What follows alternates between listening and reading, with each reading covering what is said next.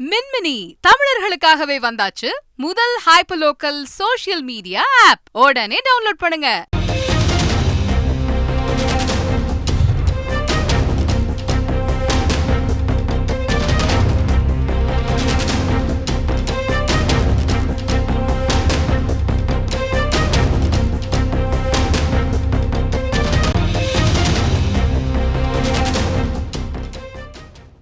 அண்மை செய்தி. முதல் கட்ட வேட்பாளர் பட்டியலை வெளியிட்டிருக்கிறது சமாஜ்வாதி கட்சி. மக்களவை தேர்தலுக்கான 16 தொகுதிகளுக்கான முதல் கட்ட வேட்பாளர் பட்டியலை சமாஜ்வாதி கட்சி வெளியிட்டிருக்கிறது. இது தொடர்பான கூடுதல் விவரங்களை எமது செய்தியாளர் ரமேஷ்குமார் வழங்கிட கேட்கலாம். ரமேஷ்குமார், வணக்கம்.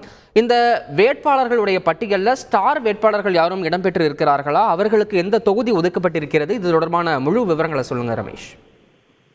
நிச்சயமாக மக்களவை தேர்தல் நெருங்கி வரும் நிலையில் உத்தரப்பிரதேச மாநிலத்தில் 16 மக்களவை தொகுதிகளுக்கான முதற்கட்ட வேட்பாளர் பட்டியலை சமாஜ்வாதி கட்சியின் தலைவர் அகிலேஷ் யாதவ் வெளியிட்டுள்ளார்.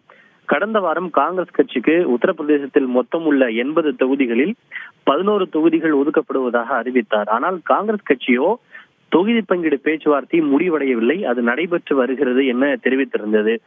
எனவே இதை வைத்து பார்க்கும்போது இன்னும் தொகுதி பங்கீடு பேச்சுவார்த்தை இன்னும் முழுமையாக நடைபெறவில்லை என்றே பார்க்கப்படுகிறது. இவ்வாறு இருக்கக்கூடிய சூழ்நிலையில் தான் இந்த 16 தொகுதிகளுக்கான முதற்கட்ட வேட்பாளர் பட்டியலை சமாஜ்வாதி கட்சி வெளியிட்டுள்ளது. குறிப்பாக மெயின்புரி தொகுதியில் அகிலேஷ் யாதவினுடைய மனைவி டிம்பிள் யாதவ் மீண்டும் போட்டியிட வாய்ப்பு வழங்கப்பட்டுள்ளது. அவர் நட்சத்திர வேட்பாளராக பார்க்கப்படுகிறார். டிம்பிள் யாதவ் தற்போதும் மெயின்புரி தொகுதியினுடைய எம்பியாக இருக்கிறார். இது அந்த கட்சியினுடைய மறைந்த மூத்த தலைவர் முலாயம் சிங் யாதவ்